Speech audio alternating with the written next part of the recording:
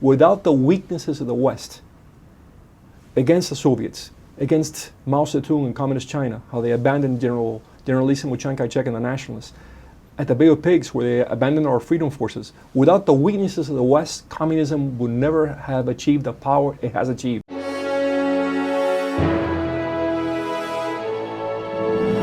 welcome back, everyone. We're sitting down with Orlando Gutierrez-Boronat, here to talk about the Cuban movement in Florida and what's been going on in terms of them standing up against socialism and communism, what they see happening in this country. Orlando, it's a real pleasure having you on Crossroads. It's a real honor to be in Crossroads. So I understand that you helped organize this, how many cars is it, 20,000, 50,000?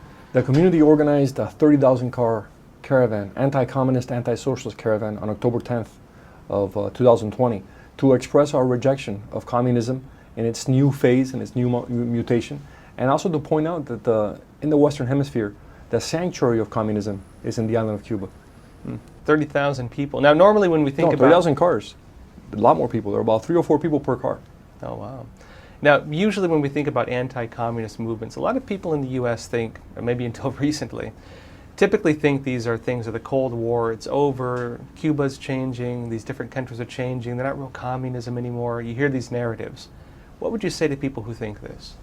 What I would say is that there's a very well-designed propaganda machine, which after the fall of Soviet communism in 1992, began to spew the line that communism had changed, that it had evolved, that it wasn't as deadly or as oppressive anymore, that Cuba was a poor little nation beset by the United States. All that is false. You have an aggressive communist state in Cuba. It's an occupation state because it has nothing to do with Cuban national identity or the values of Cuba. And that regime has managed to conquer Venezuela. It's managed to conquer Bolivia. Its tentacles are still very strong in Nicaragua. It controls Nicaragua. It's threatening democracy in Chile. It's a very dangerous regime, and its effects are also felt here in the United States. You know, I've spoken in the past with veterans of the FBI who told me how they saw firsthand the effect, the links between the communist regime in Cuba and the subversive violent groups in the United States. Now, when it comes to the Cuban community here, it's interesting to hear 30,000 cars, some cars more than 3 or 4 people to them. Again, that's not a minor movement. This suggests that people here are really get behind what you're standing for. 30,000 cars, it's no minor thing. What is it that motivates the Cuban community here in Florida? Well, we showed it with the caravan, and we showed it with the way we vote. We vote in a consistent manner in defense of our traditional values.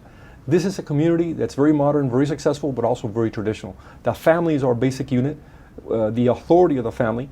And our families have undergone the experience of communism firsthand. We've seen what it is like to have a regime that persecutes religion, that persecutes spirituality, that does everything it can to destroy the nucleus of the Cuban family, that destroys private property, that eliminates individual freedom.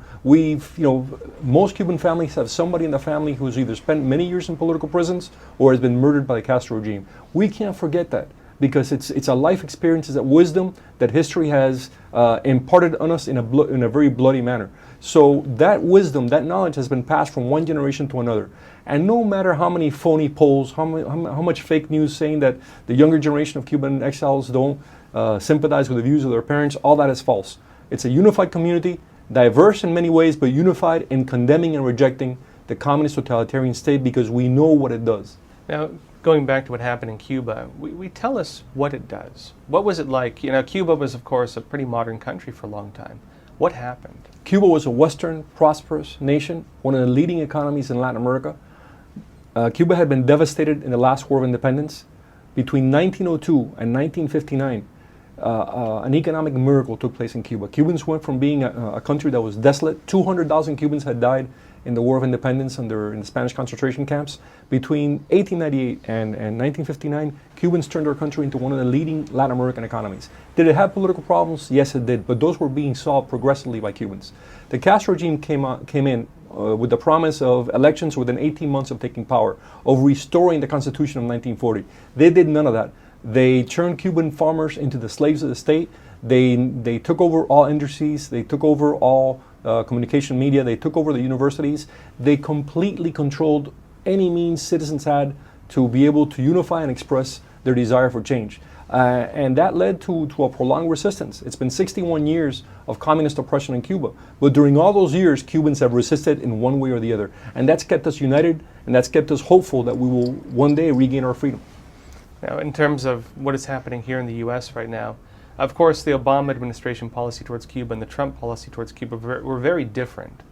How are these policies viewed when it comes to Cuba by Cubans here? The communist regime doesn't speak for the people of Cuba. There haven't been elections in Cuba in 61 years. There's no freedom of expression, no freedom of association. That regime doesn't represent Cubans. So to unilaterally open to a regime as dangerous as Obama did, to return to that regime members of that regime's intelligence network that were imprisoned in the U.S. for killing Americans, to completely take the pressure off that regime, is tantamount to strengthening that regime. That's why the Castro hold over Venezuela increased during the Obama years. Because if you take off pressure, they can more fully control the countries that are their satellites. President Trump took a different approach. He enacted sanctions that were very strategic, which are still very strategic, very effective in striking at the money flow to the military repressive machine that keeps Cuba under control. And not only that, he also maintained support, constant support, for the resistance movement inside Cuba. Those measures have led to a weakening in the regime, and every time the regime weakens, the Cuban people regain the ability to struggle more effectively from within Cuba for change. Now, I know a lot of people who would think about diplomacy would say, isn't it better to engage with the regime there? Isn't it better to lighten things up so we could have a discussion? And some people even say, well, if it's communism and you bring in some capitalist elements, doesn't that weaken the communist system? What are your thoughts on this? 30 years of the Chinese experience have taught us it's contrary to that.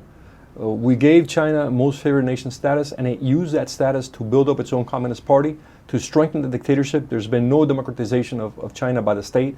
They've increased their influence and power in the United States and around the world because of that kind of opening, unconditional opening towards a communist regime. Ayn Rand said that no free society should ever open up unconditionally to a closed society because it's two different moral systems. The same thing with the Castro regime. If you want to strengthen the Cuban people, clamp down, isolate, target the Castro regime. If you want to help the Castro regime, open up to the regime. Every time the regime is sanctioned, every time it's isolated internationally, it has to open up to the Cuban people. Whenever the regime feels stronger, it clamps down more on the Cuban people. So that's how it works. You don't have a normal government. It's not a government. You don't have a normal society where you have authorities elected by the people. You have a communist occupation regime that lives off the people. That's an interesting concept. It is a system that destroys the values of the targeted society and then feeds off the people by stealing from them the products of their whatever they produce. You know, communism seems to always run like this. That it feeds on the bourgeois, so to speak, in its own words. It feeds on other nations, the wealthy, and because it can't produce anything, it oftentimes looks to find new things to feed on. Would you say this is an accurate description? The great Austrian-American philosopher, Eric Vogelin, called Marxism the Satanic intelligence. And it is exactly that. It's a rebellion against the just order of the world. It's a rebellion against God. So what communism tries to do is, since it knows that individuals are the sensorial antenna of any society, it clamps down on individuals. It tries to destroy the individual's link with their own culture, their own history, and therefore to control and restrict their own spirituality, their own faith in their own transcendence. They did that in Cuba by clamping down on the Catholic Church, by clamping down on all expressions of Cuban spirituality, by trying to destroy the link between parents and their children, which we're seeing in the U.S. right now. And through that effort, it sought to create individuals with no history, no culture, no spirituality, who could be transformed into members of a mass. And that mass would simply proclaim yes to anything the state said. That is the diabolical plan, to destroy human beings, to reduce the transcendent dimension of human beings, to make them more easily controlled by the state, which becomes the only God that people can worship and look forward to. It's a satanic intelligence. It's a deep concept. A lot of people in the West, when they talk about communism, it's often just talked about as an economic theory. Oh, it's about sharing wealth, it's about this, state-owned systems at the very most. They view it as an economic theory, and a lot of conservatives tend to only debate it on economics. You're talking about a very different perspective, more of a spiritual side. Communism is, first and and foremost a doctrine of power, a doctrine of history, and a strange new type of religion, a religion that seeks to turn the material world into the replacement of heaven. The last thing it is an economic system. Communism has experimented continuously with capitalism to survive. Lenin did it, Mao did it, the Castros will do it too if they need to. So you need to understand it based on what it seeks to do, on its goal of power. Second of all, we can't understand communism as a phenomena isolated and restricted to the place where it's happening. It also, part of the expression of communism is what happens in the West. Without the weaknesses of the West, against the Soviets, against Mao Zedong and Communist China, how they abandoned Generalissimo with Chiang Kai-shek and the nationalists, at the Bay of Pigs, where they abandoned our freedom forces. Without the weaknesses of the West, communism would never have achieved the power it has achieved. So it's an ailment, it's a virus that simultaneously afflicts a country suffering from communism and also the Western powers who should safeguard the values we've received from our history and our culture.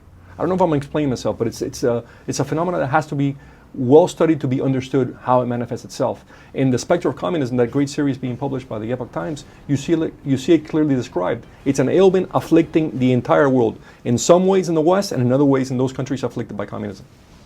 Well, and now we're seeing in the United States groups openly calling for socialism or actual communism. And for a lot of Americans, if we look back even 10 years, to even call yourself a socialist would have been mostly taboo. Even a lot of direct socialists in our political system wouldn't really use that term. They had other words for it, progressives, or now they're saying democratic socialists. They still don't want to say full socialist, and especially they don't want to say that they're communists. How do you see the changes now manifesting in the U.S.? Some people are concerned this is communism. Do you see it as that? I think there's been a progressive takeover of culture and media and education by those who believe in Marxism. And Marxists, it's not that you subscribe to a certain theory about politics or economics. Marxism is a religion. It's a way of understanding reality. And they have gained a great deal of power in culture, in media, and education. And what they have created is a rejection of the values of the sacredness of individual freedom, of private property, or the right to life, of the rule of law, which are basic to people being free, to people being able to have moral responsibility over their own lives. So that kind of strategy has created a mass of people who are enamored of a utopia that will never take place and don't appreciate the reality of living in a free society. Now, what's the thing about a free society? Living as a free person is very rigorous. You have to make a lot of decisions. You have to be responsible for your own actions. You have to be accountable to yourself. Whereas socialism promises to liberate you from all that. If you give full allegiance to the state, then the state will alleviate the tension of your daily life. That is a utopia. It doesn't exist. It's just a way to fool you and trap you and imprison you. Now, you talked about, I know a lot of people when they call for socialism, it is on things like this, like free healthcare, free schooling. The government, kind of works as a safety net for society. They talk about equity now. They're talking about this, forced equality type system, making equity. How do you view these things? Nothing is free. There is no free healthcare. There is no free education. When they tell you free education means you can't choose what your children will learn. You have to send them to one school where what's taught is mandated by the state. There is no such thing as free healthcare. It means that doctors cannot practice independently, and that the state will use healthcare to deprive you of it if you disagree with the state. A society where everything is controlled by the state is a society without options for individuals. It's a society that has no freedom to choose or to pick. There's nothing free. Everything has to be paid in some manner. And the way that people in communist regimes pay for education and healthcare is by surrendering all their freedom and all their rights. And when they talk about creating equality, now a lot of young people especially, they get behind the idea because they see it as caring for others who are maybe less fortunate. How do you view this? What communism does is it deprives you of all control over your own life, and it gives you a great deal of power over the life of your neighbors and of people that you know. How do you get that power? Because by reporting them to the state by reporting on their activities, by informing them what they do, you can destroy their lives. So what does communism do? It builds on the worst aspects of human personality, envy, hatred, class hatred, egoism. It builds on all that to create people who incarcerate themselves. It doesn't lead to a more humanitarian society. It leads to a society where everybody distrusts everybody else. Now, looking back at what happened in Cuba, of course, it was one of the more prosperous economies in Latin America. Overnight, in some ways, it underwent these changes. When these systems were beginning to take place, and I guess, a lot of Americans do draw connections, parallels, do you see some of those same changes taking place here? I think that there are very similar processes no matter where it happens. People lose faith in their own ability to participate in the political process. They lose faith in the values of freedom that uphold the process. They lose track of the importance of maintaining individual freedom and of the importance of traditional values in society. And that erodes the moral basis of society, and it becomes a lot easier for those promising ultimate paradise to granting ultimate power to the state to consolidate their hold over society. So I see a similar process happening in the US. Now, you've talked a lot about morals, traditional values, belief, the family, as being things that communism tries to destroy. And you've discussed communism as more of a belief, a religion, one that aims to destroy these things for its own validity. In your understanding, why does it target these things? It targets these things because these things are the ones that give human beings true freedom over their actions, true freedom over their thoughts. These are the channels, the venues that human civilization, human culture have created for human beings to stay connected with the innermost part of themselves, and also with the order, the logical order of the universe. If you're disconnected from that, the vacuum, the void is filled by temporal power. It's filled by the exercise of state power in one way or the other. And that state power can never really fill that void. What it does is create a pseudo-reality, a false reality, a shadow reality, where you lose your life in something that is tantamount to nothing. In other words, as we saw in the novel 1984, you live all your life and you waste your life for things which are not ultimately real. They're only the result of the power that a few men will exercise over the rest of society. Now, one thing you've discussed is how communism does try to create this heaven on earth, this utopia as they call it. And I know a lot of people would say, well, why not try to create heaven on earth? Why not try to make the world more like heaven if you can? What are your thoughts on this? Because if you lose sight of heaven, then what is the standard for the earth? What is the standard for the place we live in? There is no standard. The standard is whatever the rulers come up with to suit their own ends. So what winds up happening is that instead of having a government where society can freely choose its own interests and defend its own values, you have very few who use force and violence and lies to impose the kind of world they want to live in. And then what happens is that criminal personalities like a Hitler, like a Stalin, like a Castro, they wind up ruling over the majority of people. And they try blunting whatever is normal and natural in human beings to satisfy their own distorted egos. That's what happens. The criminals take over. How do the criminals take over a system like this? Because you would think that a lot of times it's the ideological people, ideologues, they think that they can create goodness for humanity. A lot of times for politicians, even on the socialist left in this country, this is how they portray themselves. How do they go from that to becoming like these regimes you discussed? I think there's two types of people who are used to create a regime like that: the sophists and the Gnostics. The Gnostics are those supposed idealists who want to build a better world. People like Che Guevara, but they really don't want to build a better world. They don't want to accept human nature as it is in all its expressions, but they want to rebuild, reconfigure human nature, like in Frankenstein. They want to create a new kind of human being to suit their own ends and to end their own alienation because of their own psychological weaknesses. So the Gnostics want to transform the earth to find a room for themselves by blunting everybody else's natural human impulses. The second type of people are the sophists. They want power through all means. And they use the Gnostics, they use the supposed idealists to build their power and then get rid of them. For example, Stalin and Trotsky. Trotsky thought that the task of building human nature was incomplete, that the state had to complete God's task of building human nature. So he was willing to kill thousands to rebuild human nature. As soon as his task of controlling society was done, then a sophist like Stalin came and got rid of him and enthroned himself in power. The same thing with Cuba.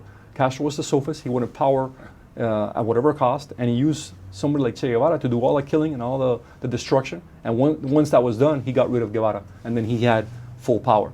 So it's two types of people who work here: fanatics and criminals.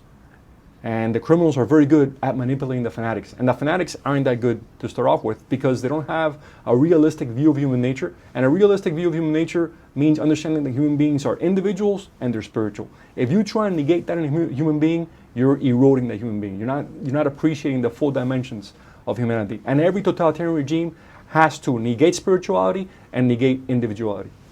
Well, this is interesting because if we understand individuality as being each person being who they are. You talk about tolerance in the traditional sense, not the modern sense.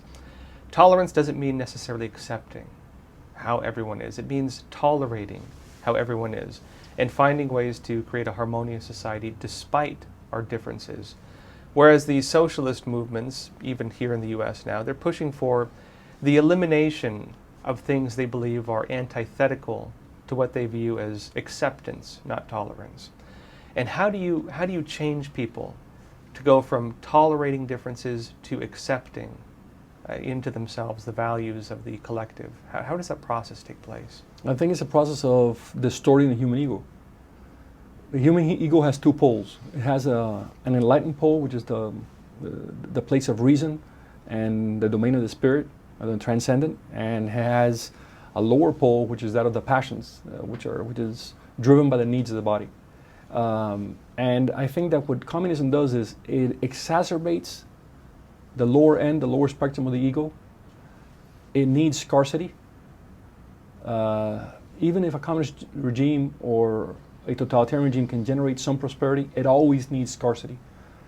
Because the ultimate argument of the totalitarians is that the world is a limited place with very limited resources, where scarcity is the primary mandate, and therefore there needs to be a strong state that administers what is scarce. Every communist regime, even in prosperity, even China, works with this idea of scarcity.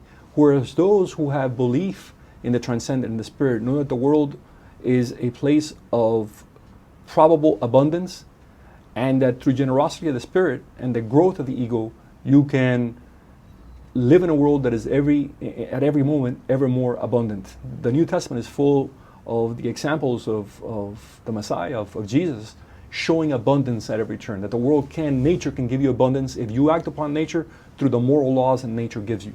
And every traditional society has that basic rule. If you act within the realm of nature and the moral laws of nature, nature will be abundant towards you.